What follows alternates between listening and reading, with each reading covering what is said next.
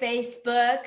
Look at what we have going on today. In 1 second, you're going to see George Saltz. He is a regular at the Gladys Simon room and her pro shows at Comic Strip Live in New York City. He's played major clubs all over the New York area, even in New Jersey. He's won the esteemed contest of New York's funniest Jewish comic contest. He's been featured in the Daily News. You're going to love him. He's a coach, and you can hire him to help beef up your comedy. We're going to go live right now to the amazing and my personal coach from the past, George Saltz. George, you're there. Hey, Hi. how are you doing? Hi. Great. We're doing wonderful here. We want to hear all about the life of George Saltz. So, okay, hold on just a second. Yeah. Hi. Oh, no. Okay, bye. Okay, thanks. Yeah. That's what I call service. Yeah. Yeah. It was the garbage. Garbage in, garbage out. Yeah. So when George Saltz was young, you were probably one of the funniest people in your school because you're the funniest in any comedy room. Well, I was, the usual class clown. And even at 10 or 11, I was sure that I was going to be an outstanding comic because I was the funniest 10-year-old I knew. And at 12, I was still the funniest 12-year-old I knew, and so on. And the only time I hit a big glitch was when I saw Woody Allen, because he was a year younger than me. And I'm sad to say, or I'm realistic enough to say, there was no match. He's one of my idols. But comedy was always a very important part of my life. My brother was my role model. He was 8 years older, and I stole a lot of his jokes at 10, and everybody thought I was so precocious, and it was all his jokes. Just to give you an example, what a great coach he was. At 12 years old, I was on a quiz show, and the moderator, it was Bill Cullen. People may know him. And anyway, he asked me, "Do you like school?" And I said, "No," And when I got home, my brother was listening to the radio, and he said, "You should have said, it's not the school I don't like, it's the principal of the thing." So this is the kind of training I got. My brother was a wordsmith. He was funny as shit. And when I performed, usually, people are saying, you're performing for your mother and so on, but he was my audience. If I could get him to laugh, it was everything. And he was always that way. Even at age 90, he was still, he never did it professionally, but it was just very, very funny. So you grew up around that and just kept honing your skills. Everything, yeah. Just my other brother was funny, and my father and my mother. It was a family. So then, as you grew up, you used your comedy in different ways, maybe to get a date or to have people like you, or. No, it backfired that way. I'm gonna, skip forward to. The comedy was effective, in terms of popularity in high school, but, when I went to college, though, it was I majored in sales management because our family had a small business, and I thought, with my sense of humor and everything, I'd be a big hit. But I soon got disillusioned with it because they were trying to make it like a science and the sales management, and I just didn't. It was not the thing that I was interested in. And also, I found, to my amazement, that I was introverted at heart, which is hard to believe. But It is. when I'm with my friends, and once I've established myself and I get verification, I'm okay. But with strangers, until I get a light that it's okay, Mhm. in other words, that I'm validated by the person, Yeah. I'm very uptight. And I just found that out about me very abruptly. And at 18, when in high school, I was, I performed in high school, and was a regular goddammit, as they say, just very good.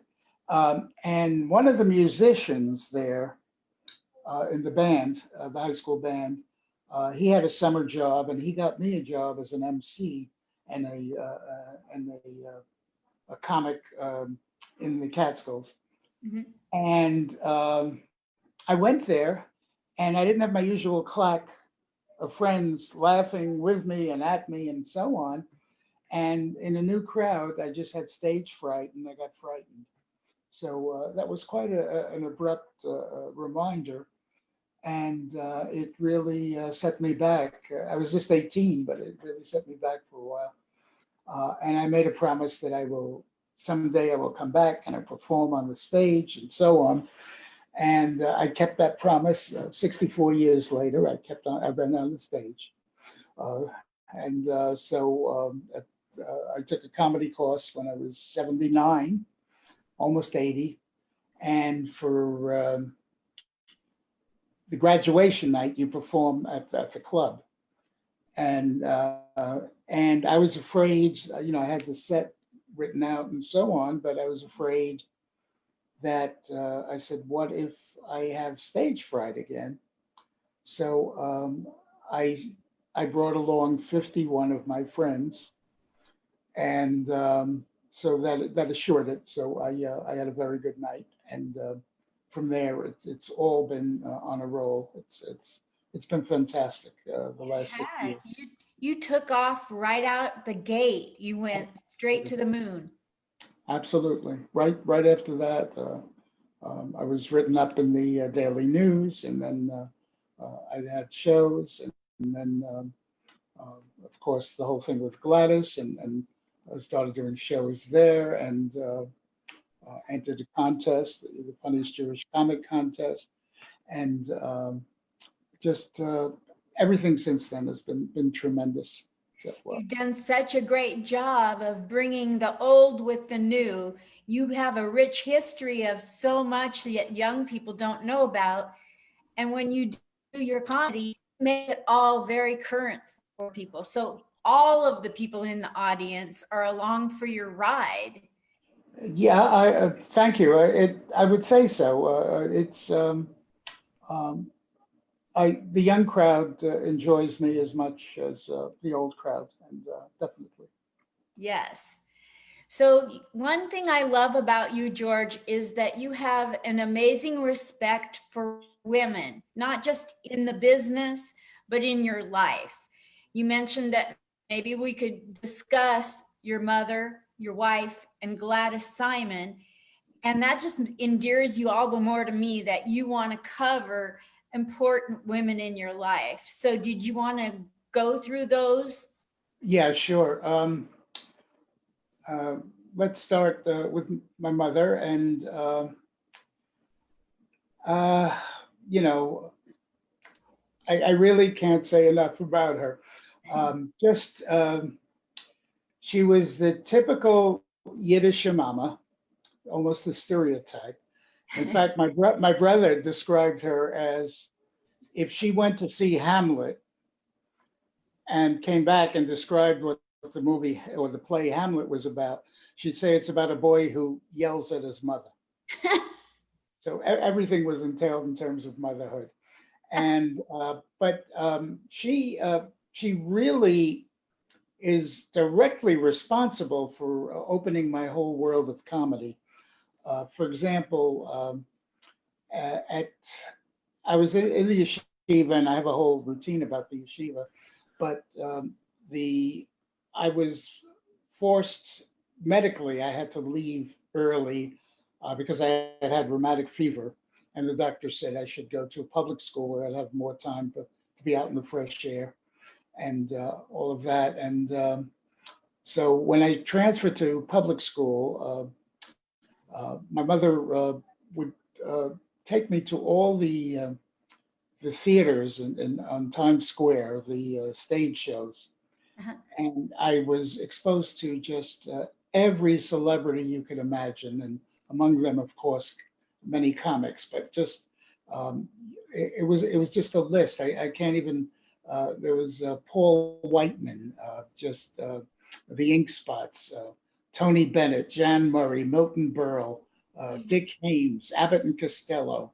I saw all of these people live performing, and just a whole load of them. Um, Jan Murray, Alan King, and just everyone. And I would stay for two, sometimes three shows. Martin and Lewis, just every single one of them. And it was just in my blood after that. It was just what I wanted to be for the rest of my life. I didn't want to be a doctor. I didn't want to be a pilot. I didn't want to be a movie star. I just wanted to be able to perform and do shtick. And this was all, uh, the fact of, my mother taking me and her plus my aunt would take me to all these shows. And I would go to radio shows as well, ask for extra tickets and go to the different theaters. I saw one of my comic idols, Fred Allen, and I was able to get a ticket to see him on the radio show. I only got one ticket, so my mother had to stay downstairs, and I went up and I saw him. And I was so proud because I came down with one of the stars of Allen's Alley. Now, in those days, and this is what the real impetus to my love of comedy. They had different characters, different nationalities, different stereotypes, and Fred Allen would go down the street, calling it Allen's Alley, and interview each week with a made up question just down the road. And so, for example, first he would have Ajax Cassidy, someone with an Irish accent, and doing that. And then he would have a woman, Mrs. Nussbaum, and her name was Minerva Pius, her real name. And she would always, and then he would knock on the door and he'd say, Mrs. Nussbaum. And she would say, you were expecting maybe Turl or Goldberg? And each week she made up a different thing and talked about my husband Pierre and me, and we're sitting around waiting for a white Rosh Hashanah, and all of those. And then they had someone from Vermont, Titus Moody. He would go, hurdy bub. And he was the one that did the Pepperidge Farm commercials years later. Pepperidge Farm remembers. And then they had Senator Claghorn. So they had all these funny, different voices doing different things. And Fred Allen himself was just a wonderful, cerebral comic. And it's what gave me the spark and for the type of comedy that I enjoyed. And then I was so delighted that I came down on the elevator with Minerva Pius. I was in heaven. And she was about 3 or 4 inches shorter than Gladys Simon, if you can believe that. And but this was my whole world. And I just, I was going to the yeshiva before this. I was going to the yeshiva, which I just didn't. I would daydream and just didn't care for it. And even regular public school, I just was very poor at concentrating and so on. But then when school got out, this was my world, and it just meant so much to me. So my mother did all that for me, and she did a lot more. And for example, she just to give you an idea of her essence, and this is something I mentioned at her funeral. Um, when I was a waiter up in the Adirondacks, there was one of the guests did a oil painting of me, or not oil, I don't know what it was, but a painting of me. It took quite a few hours, pose and all that. And I was still living at home. And then when I went to graduate school, I left the painting there. And then when I came back from graduate school and I got my own apartment, I took the painting. And I noticed there was something different about the painting. And I called up my mother and I said, Ma, there's something different about that painting. What happened? She said, well, she said, you didn't have a smile on your face. You looked so sad. She said, so I brought it to another painter and she put a smile on your face. And this is who she was. She was always putting a smile on her face and trying to do it. It was so indicative of her. And she was, again, very instrumental in another important part of my life, which uh, was with my darling wife. And Mari, I was, I believe, 30 when I met her, and it should have been love at first sight. Um, and when I say that, what I'm saying is I wouldn't let myself love her because she wasn't Jewish, and I was brought up religiously, although I was no longer religious. I may have been eating, I think I was still eating kosher when I met Mari, but not that way. But anyway, and she, after 9 years of, you know, not doing the right thing, let's say, she eagerly wanted to get married, and I just couldn't let Could myself. you talk a little bit louder, please? Yes, I'm Thank you. sorry. That's okay. What was there anything that was missed? Should I No, repeat? it was just getting low. Yeah, that's probably more emotional than anything else. Yes. Anyway, the uh, we had our own little place, and it was about a block away from Dangerfield, and it was Wow. a sixth floor walk up. And I might add, everybody I know lived in the sixth floor walk up, and they always lived on the sixth floor. I don't know who lived on the first 5 floors. Everybody I met lived on the sixth floor like I did, and with a bathtub in the kitchen, and $116 a month rent, including electricity. And we had to, every time we took a bath, we had to remove, we had boards over it. I can't think of the name of it now, with plants over that. So every time we went to take a bath, we'd take the plants off, we'd take the board off, and take a plant. And then the toilet was in another little room. And there was the kitchen, which she made wonderfully, and then a tiny little living room and a tiny little bedroom. And we had the most wonderful parties there, because Mari was just a wonderful cook. And I called it the place, the top of the Shiksas, which Mari didn't like. She didn't know what Shiksas meant at the time, but she says, I know it's demeaning. And and we would have people there coming to parties, and and she would be cooking up a storm, and it was just heaven. And 6 flights. One time, one of my friends walked up the wrong 6 flights. You know, it had an east and a west wing to come up. And by the time he came up, he was purple. And the parties were fantastic. And that we continued when I moved into my house, which had a lot more space, as you well know.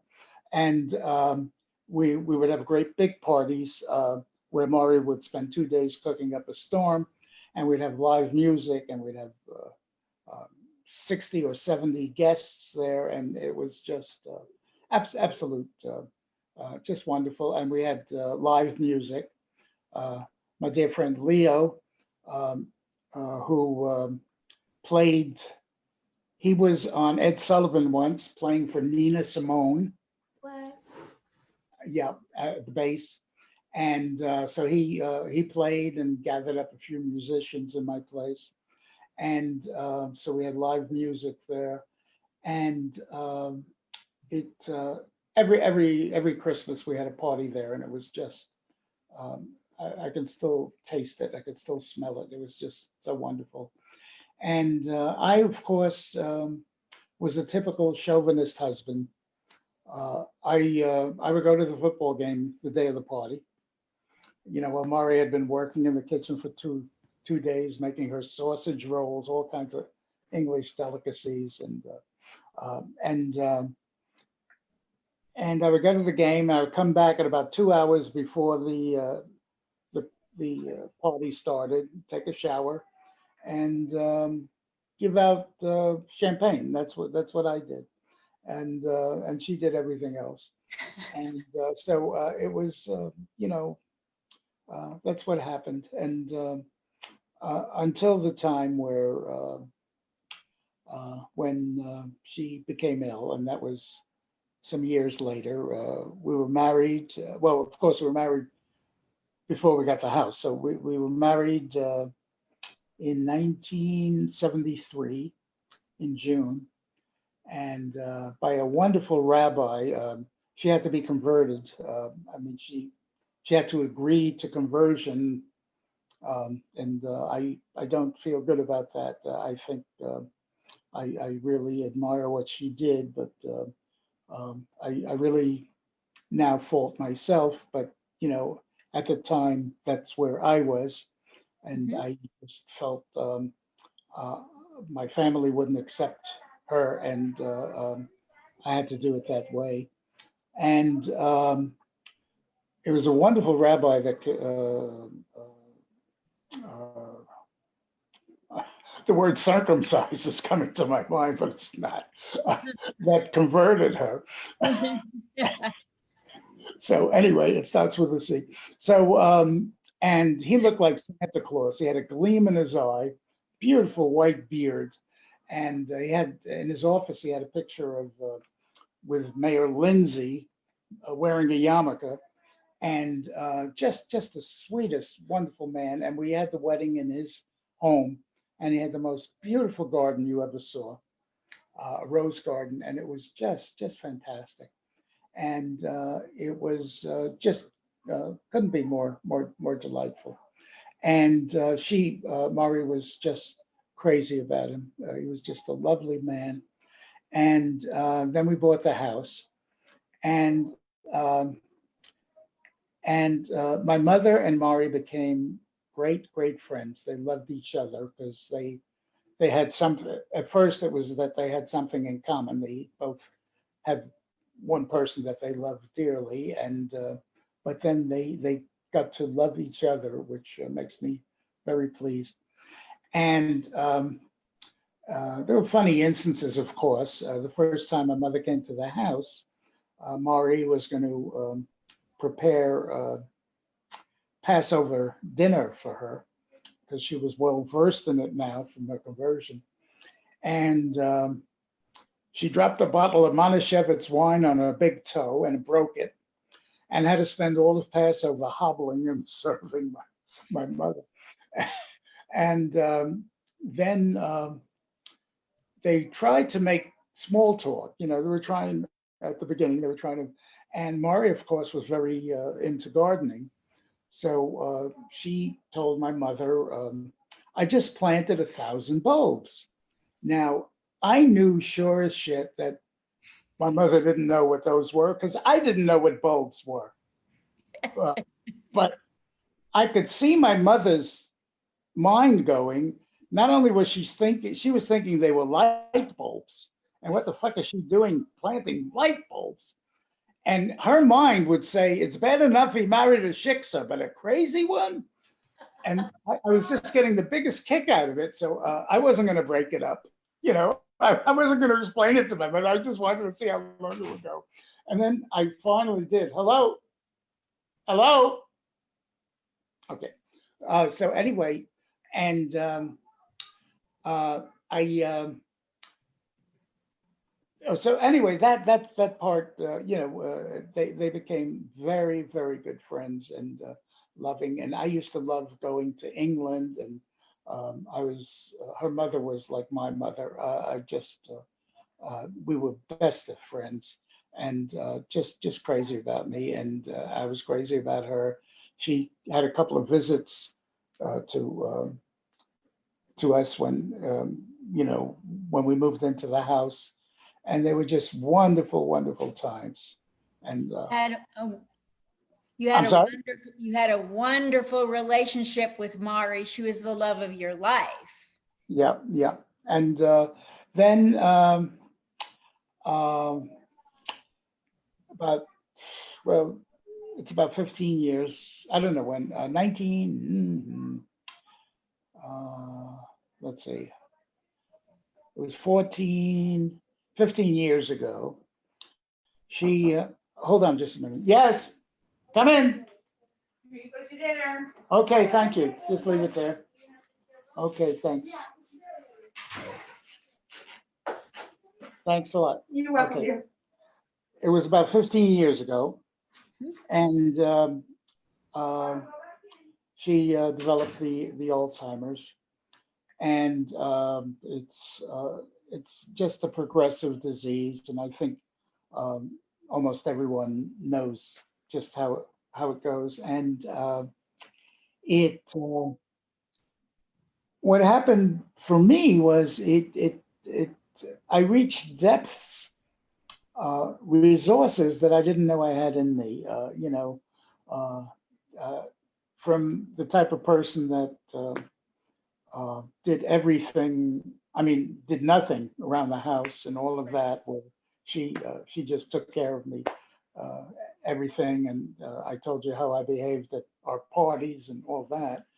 And all of a sudden, I became her 24/7 caregiver, and just everything, just bathing her and dressing her and feeding her, and taking her to the doctors, and singing to her, and keeping her cheer, her chins up, and just everything. And it was, I never knew I had it in me. And just beyond what was possible. It was just, I would take care of it 23 and a half hours a day, and the other half hour or 40 minutes, I would have Pavarotti babysit for her. I would play it, a video of him singing, and she would be absorbed with that, and I would be able to go down and do some shopping and come back by the time uh, uh, the Pavarotti sang Nissan Dorma, the last part of it, and she never realized that I had left. And it finally it became too much for me taking care of her, and so I hired other people. And but by this time, I had lost my sense of humor. I was really down, and just I remember going shopping at one of the malls, and just saying I would trade life with anybody there. I would look at a cripple and just say, God, change places for me, please. I just felt I had it worse than anyone else, and certainly I had no sense of humor. And I could remember thinking, that's it, because I had still hoped when I retired, I had hoped to go to Caroline's, and because they were about the only ones at the time, and take a comedy course, and to take care of that unfinished business. It was on my bucket list, and I was going to do it. And I figured that's it. I mean, I just I wasn't crying. I couldn't cry, but I was feeling it. And then one time I did cry, and it was maybe 2 years into taking care of her. And I would take her to all the different, instead of taking her to a daycare center, I would take her to all the different restaurants in New Jersey, the nice ones. One of them was 76 House, where I wound up entertaining later. And that's how I made it. I made the contact there, which came in later. But at that time, it was just restaurants and Restaurant X, all the wonderful restaurants. And once we were at one restaurant, and trying to think of the name of it, but it was around here, and Relish, Cafe Relish. It was a wonderful restaurant. And I made very close friends with the owner. And I brought in a lot of my my CDs. And as they played it, one of them was our love song, "The Folks Who Lived on the Hill." It was Bill Henderson singing it, and so my friend Michael was playing it in the restaurant, and all of a sudden I started to cry hysterically. You know, it was almost like I was laughing. It all came out because "The Folks Who Lived on Our Hill" was our song. We moved into this beautiful, lovely house high up on a hill. And whenever we heard that song, we said, that's our song. And it's got a whole song of "Someday we'll build a home on the hill, just meant for two, as people often do, and we'll be known as the folks who lived on the hill, and then we'll have children, and when the children leave us, as children often will, we'll still be known as the folks that live on the hill." And it was just so goddamn emotional for me, and it was our song, and I just cried all over the place, and it was good. It was just it was there, and it just came out, just all the feelings and so on. And anyway, we went to all of those different places, and as I said, it was rough time, and I had lost my sense of humor, and it was more than I could handle for Maury. I just couldn't do everything that was required, and so I needed help. So I hired some caregivers, and one of them asked me, Sandra asked me, "Is it all right if I bring my 7-year-old daughter there? Because we couldn't get a babysitter." And I said, "Yeah, it's a big house." She said she'll be no trouble. And this little imp, she was a smart little ass like me, you know, funny, you know, when she was 7 years old. And we were riffing back and forth, you know, little things though. And the windup was I had hired Sandra specifically to give me 2 hours of breathing space, that I could take 2 hours and visit a friend, or, you know, just do whatever I want, to sit in the park or whatever. And I didn't want to leave. I was having too much fun joking back and forth with this little girl. And she was just so funny and got me being funny, and it brought it all back. And it was just, it was really a rebirth for me. And she would come with us to restaurants and would be such a pisser. She would go and go into the bathrooms and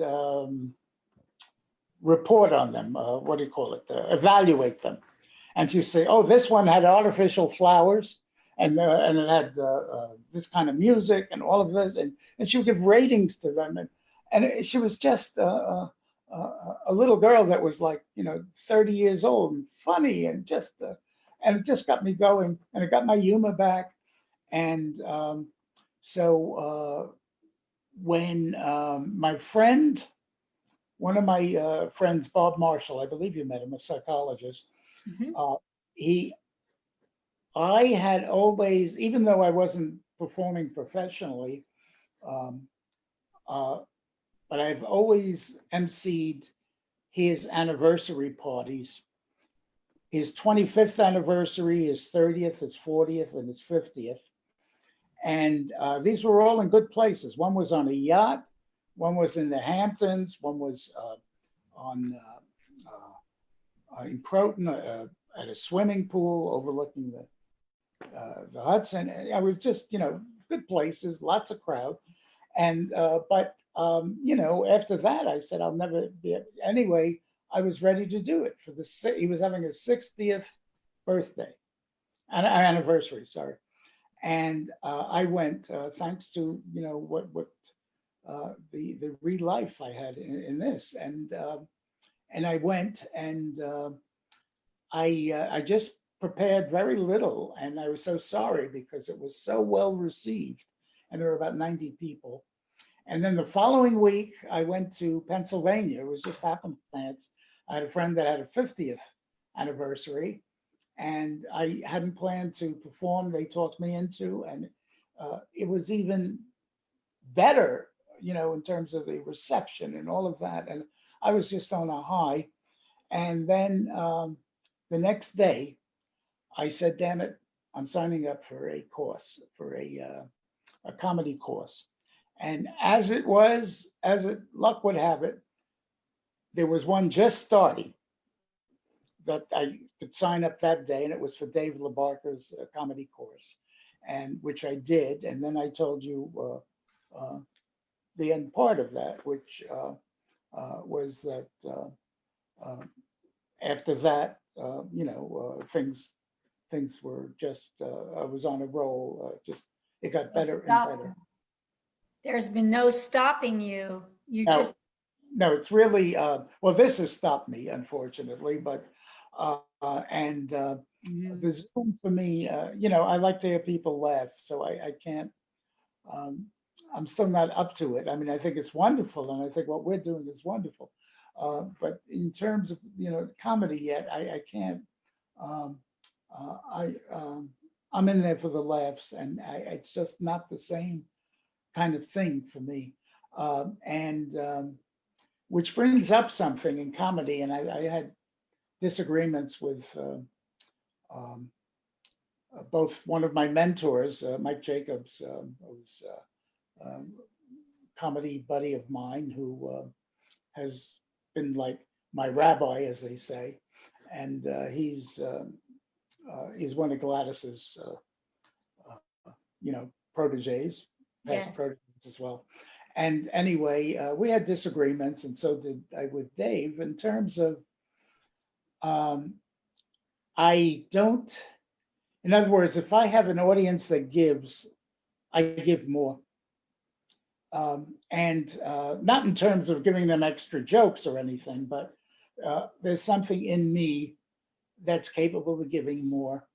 And if it's a non-responsive crowd, I can't even say it, I give less. I don't give as much, let me say that. It may not even be noticed.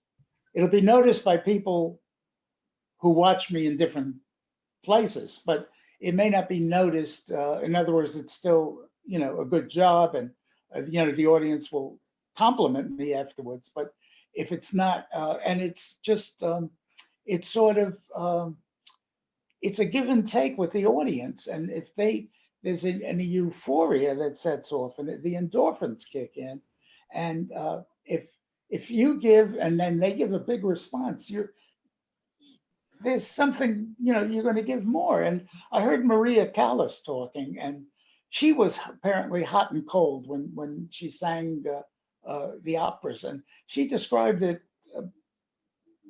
in different ways, probably more eloquently, but it was the same kind of thing that, I was so glad it was a great audience because I was able to give so much more. And it's something, but, a lot of people feel it's like an actor.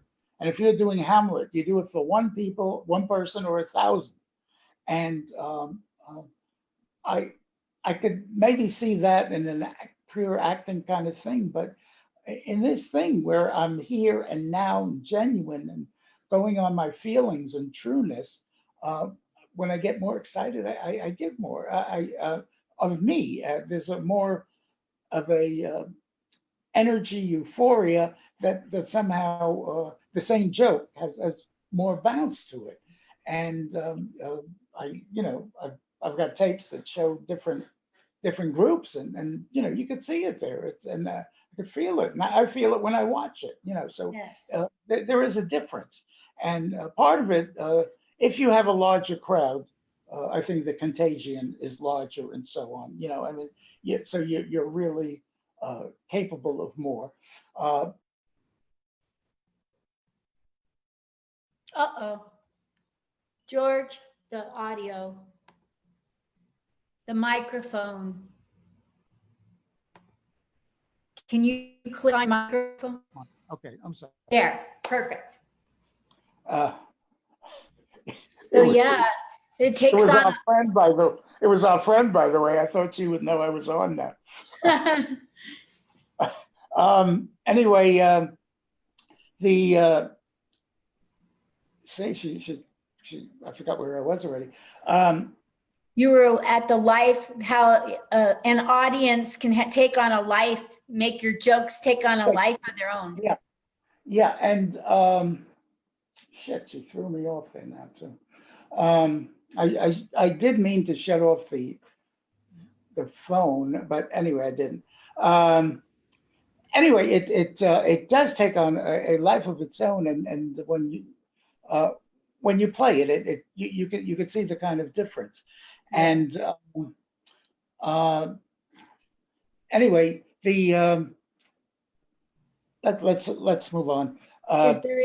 Is there a chance that we can fast forward to you and Gladys and at Comic Strip Live, and how that's Yeah, another yeah, great woman in your life that's had a right. huge part?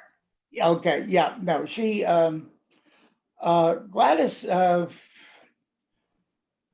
mean, everybody that knows her, I mean, she deserves every accolade that they've given to her. The way I was performing in other open mics before I met her, and I was at the Metropolitan Room with Teresa, who's another just a sweetheart, and I can't say enough about her. And she's been important to me also, in a way which I'll just say very kind of quickly. Uh, at 80 years old, um, I said I want to do an open mic somewhere, and I was supposed to do it in the one of the clubs on the east side. And when I got there, and I had about 25 people coming to see me, and they said I was preempted. They were having a party, and and I had contacted Teresa the day before, but I wasn't going to go there because I felt this place was better. They had better celebrations afterwards. Anyway, I wound up going there, and it was raining, and I had to walk there and all that stuff. And I was about to give up because uh, it was about 10 minutes to the show. So two of the younger comics who could walk a lot faster, they went there, and it was all filled up. And she said she would hold a spot for me because I spoke to her the day before. And if she hadn't held a spot for me, I was going to just say that's it at that point. I was going to give up on open mics. I went through all the ones where, I went through everything that comics go through, open mics, where they put you on last, there's nobody there, nobody's listening, all that crap and so on. And I said, okay, I proved my point, I did good, and that's okay, But she put me on, and I did extremely well. The adrenaline was flowing, and it was just, I won she had a $5 prize that I won for that night. But besides that, we were just fast friends since then. And I've had her on my shows. I've hired her so many times, and just can't say enough about her. So anyway, I was doing open mics at Gladys's, and no, at Teresa's, and one of the comics there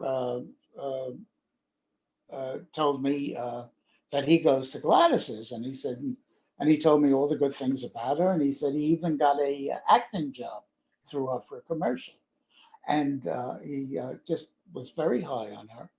And but I was so happy in what I was doing. I was doing it in a few places, and that was it. And finally, he pushed me and pushed me. So I went to see him there, and it was so different, the open mic, from the other places. The other places, I was at the New York Comedy Club, I was at Metropolitan Room, all of that.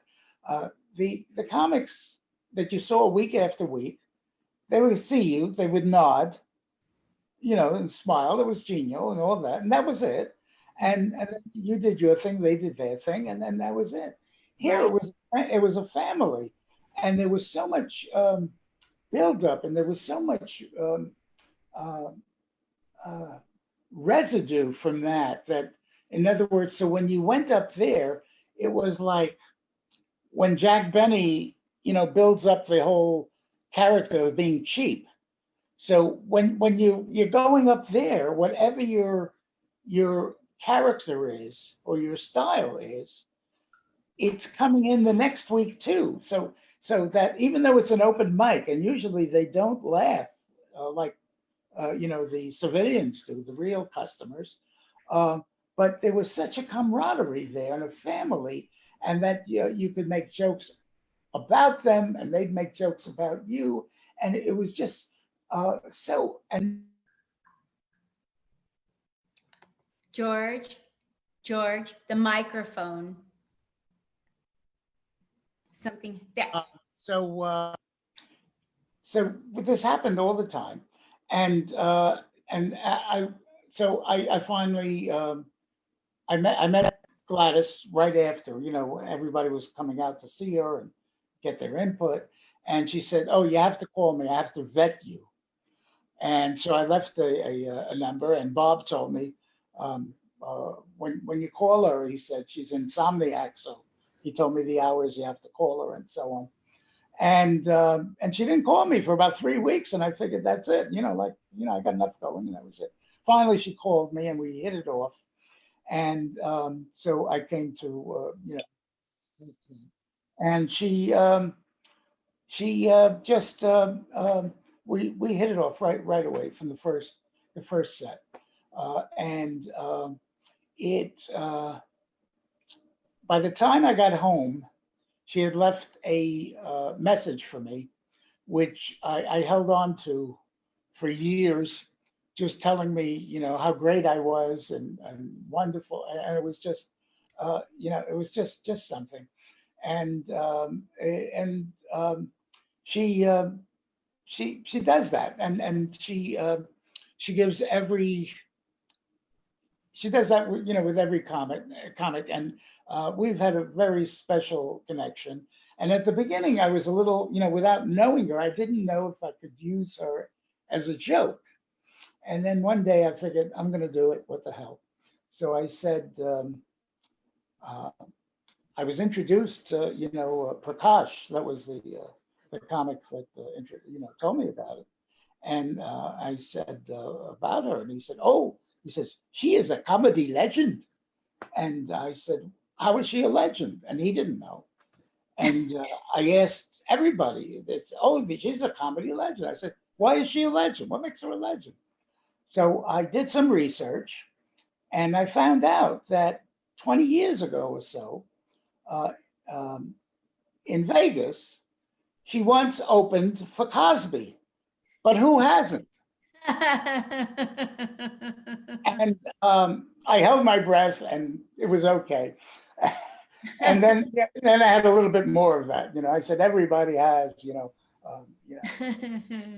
had a whole thing on that. So and then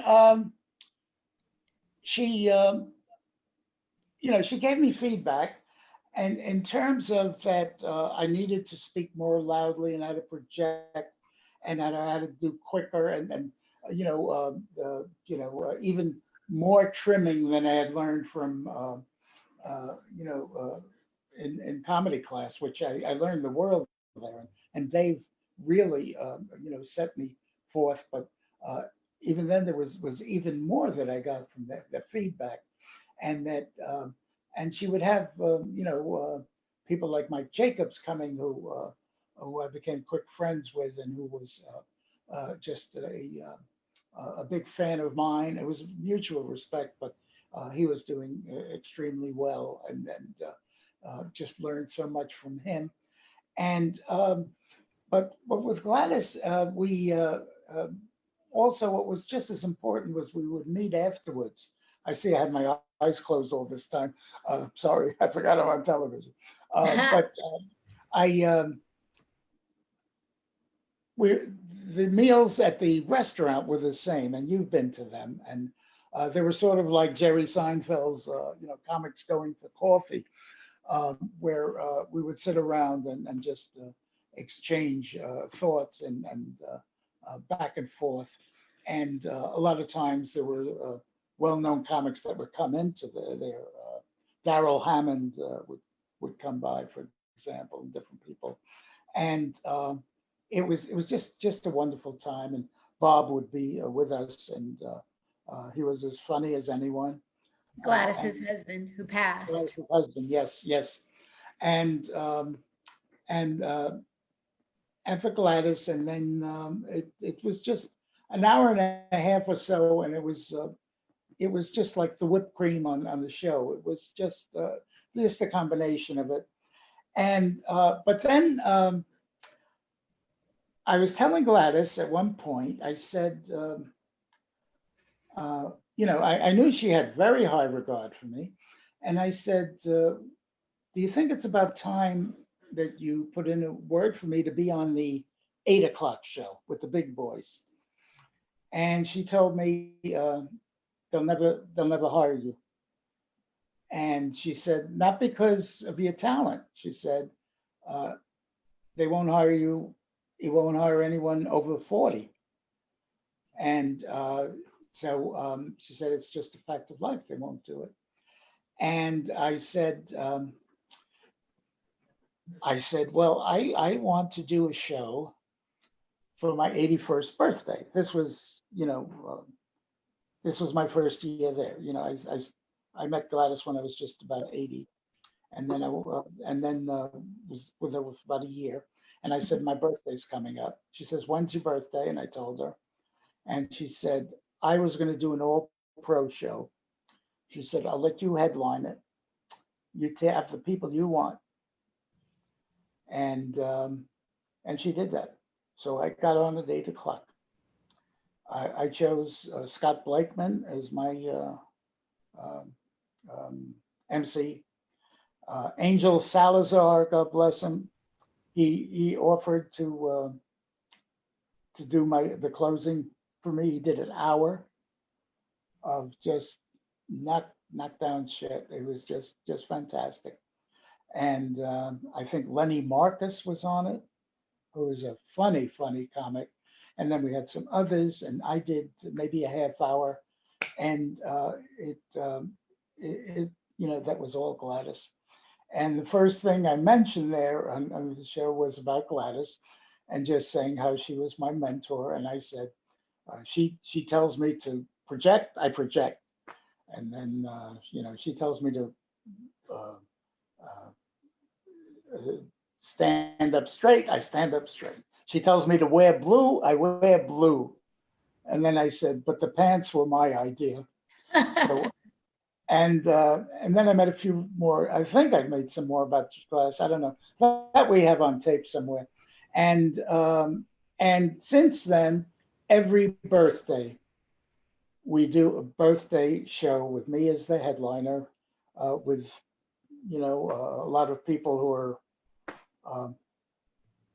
a bit taller than me, comedy-wise, and she's had me, mingle with all of them, and it's all through her. It's just I did a benefit once there, and I jokingly tell people I opened for Jim Gaffigan, which technically is true because I opened and he closed, but it was 3 hours later and he didn't know who the fuck I was. But anyway, I was, rubbing elbows with the riffraff, and it was all her. And I got to meet a lot of the top echelons of comedy, and they all, I was very impressed. They couldn't believe how few years I had experience I had. And I tried to tell them I was like the Satchel Paige of comedy. I was just playing in a different league all this time. I was doing comedy, with my friends and at those birthday, the anniversary shows and so on, but not doing the kind of comedy. But it's all just a calling, and it's just, and now it's my medicine. So and Gladys is just, and she's not just for the good times. A lot of friends are not for all seasons, really. They enjoy your company when things are going well. And some years later, I hit a big glitch. That rheumatic fever that I had as a kid, it came by to bite me in the ass, and I had that. I needed a mitral valve replacement, open heart surgery, and afterwards, I don't know, I had to go into the emergency, something for the weekend. And it was hard, even then, to get a bed. And I was waiting 25 hours to get a bed in the Columbia Presbyterian, not Columbia Presbyterian, it must have been where Gladys, was it Columbia Presbyterian or Window? Anyway, wherever it was, Gladys came at 6 a.m. to keep me company, for a few hours until I got in, until Bob got up, until I got in. And so, she's there not just for the good times. And Yes. she's been that way with all the friends. And she's just something, just very, very, very special in all ways. And That's my hour is almost up, George, but okay. I wanted to wrap it up by allowing you to talk about your comedy idols and or how you were a psychologist with the VA. Okay. Wanted to touch on those or Okay. Yeah, I don't have to. Yeah, just briefly, my idols. I mean, the ones that, well, the Marx Brothers for me were just superb. Groucho, his delivery, his timing, and his punning was just exclusively, just nothing like it. nothing. And anyway, and Alan King, Robert Klein, Woody Allen, very, very special in my life. When I first came back in 1962 from Massachusetts, I saw him twice at the bitter end. And I just couldn't believe it. Up to then, the comedy was like Bob Hope, who's superb, but it was always, and his was completely different. And it was just so different. And I can hear myself in some of my routines. I can hear myself doing it in Woody Allen style, and smacking my lips and just with the breaks and so on. Some of my longer routines about the mikvah and all of that. Just he's had a tremendous influence on me, and the other one's Alan King. Robin Williams is just, if I could choose one person to have one person's talent, it would be him. The man was magnificent. He's not everybody's cup of tea, but and a lot of people complain that he's so damn fast that you can't hear everything. But even if you hear every fourth joke, it's gold, and just so freaking brilliant. And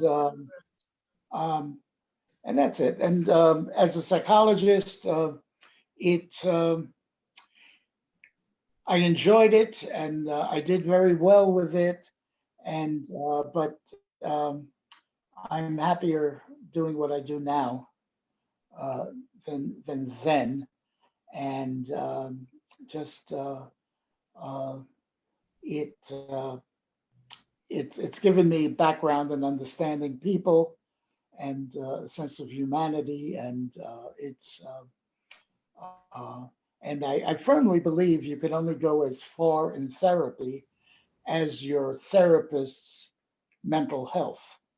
Uh, That's so good. Yeah, like that. because there are a lot of brilliant therapists who are quite screwed up, and it doesn't bode well for the patient. And so you need a someone that's well rooted and grounded, and it's uh, and I I I've had my share of successes and my share of you know ones that uh, didn't finish as I would have liked to, but uh, I think I got a pretty good record, and it's not a matter of being record. I'm pretty happy with with what I did, but it there was always a void, even though I had a beautiful home, a beautiful wife, a beautiful life, and a beautiful working and so on. And that void was I wasn't doing shit. And at the beginning, I couldn't even use my sense of humor in comedy and in psychology. I would purposely avoid it, even though I had funny ideas. For example, how much time do we have? Because I don't want to. Am I Uh, out? I've Huh? got 5 more minutes. Okay. Oh, great. So I didn't. We could do that in an hour. I'll do Give you a 5 minute that. life. Yeah. No. Anyway, for example, I got a call. It was one of the few times I was in my own apartment and not Mari's. When I was living with her, we weren't married. So I was in my apartment in Riverdale, and a patient's wife called me, who had just discharged from the VA, and she said, "Did you hear the great?" Oh wait, the first part of it was Mari called me at about 6 in the morning, and she says, "Did you hear the terrible news?" I said, "What?" She said, "Bobby Kennedy was shot, was killed." And, we commiserated and we talked for about 20 minutes, a half hour. I couldn't believe it. I hung up, and then this lady, let's say Mrs. Schwartz, calls, and she says, "Did you hear the wonderful news?" And I said, "What the heck?" I mean, she she was ditzy, but she wasn't mean. And yeah, I mean, I couldn't imagine what she was going to say. So I said, "What?" She said, "Sammy got an erection." And it's a true story. And the comic in me wanted to say one up and one down, but I couldn't, of course. And so I just said, "Oh, that's, and all of that." And this happened also when I was working with patients at the beginning. They gave me so many punchlines, and I had to be serious in all of this. And so, for example, another one was into Dianetics, with the first book by Ron Hubbard. And he had some kind of, he thought he was I can't even remember it. But anyway, I had a funny punchline, but I had to close it. I just, and patients would complain, "You have no sense of humor. What's the matter with you?" And, because I thought it would be disrespectful to laugh at, what they're going through. As I got more developed, with psychology, and got more, used to what I was doing and understanding people and so on, it's such a valuable tool because you have to convey to them there is a time to laugh, and there is a time. And so um, uh, I was able to do it. And for example, one of my patients who I had been with her for 15 years, And at a difficult time, I told her I was going out for New Year's, and she called me because she had my home number. And I said, and she said, "Oh, you're going out to drink and celebrate, and I got to stay here." I'm feeling sorry for herself. And I said, let's say her name was, I won't mention the name, because if I mention, I won't say any name. I say, so I said, we're going to drink. We're going to celebrate when you get discharged, when you graduate from therapy. And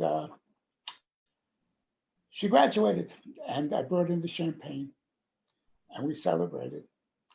And um, and then she had to come back because she developed leukemia. They found out she had developed a blood disease and all that. And she was down further than before, and angry at me, and saying, "I spent 15 years, I wasted my money and all of that, and you didn't do anything." And I didn't say anything, and because we had all that history, we had been in the trenches before, but I also knew I could make her laugh, and it was okay if I could. But I didn't know how I was going to do it, but I was going to wait. As the session got up, and I wasn't going to, I was just left it at that. As I got up, some coins fell out. I was sitting in those analyst chairs, the plush things. And as I got up, some of the coins chairs out, and she pointed to it. And I looked at her and I said, "You see, I told you there'd be change in therapy." Oh. And she smiled, and she came around again. And so the point is, had I done that in the first year of our therapy, it would be disrespectful. I had not gone through the journey with her. I didn't pay my dues. She didn't pay her dues. Once you've become a friend, in the true sense of it, um, it's okay to joke. It's okay to tease, and it's okay to do things. And so this is, what we did for her. And um, she was able to share some of. I never did comedy for her. That was after she had lost her life, but she was able. I had written some funny story, and she was able to read it, and just was just delightful, and we just and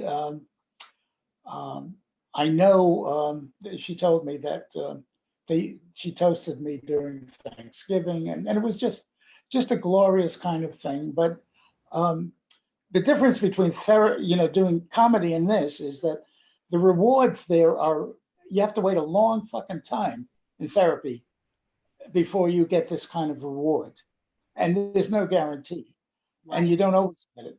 But 15 years, or it could be longer, and but with comedy, you get it right away. So there's differences in that, but that is one that I would put above any of the glory of the comedy. But the comedy, I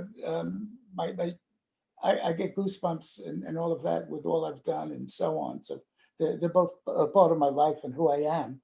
And so Absolutely. it's been so great. And It's hard to cut off at a certain time with you because I know you and I love you and you have so much to say that's important. And yet I have somebody that I get to. okay, I understand that. But I want to say to everybody listening, go back and listen to this whole entire video because this is the life. This isn't just snippets. This is the life of George Saltz.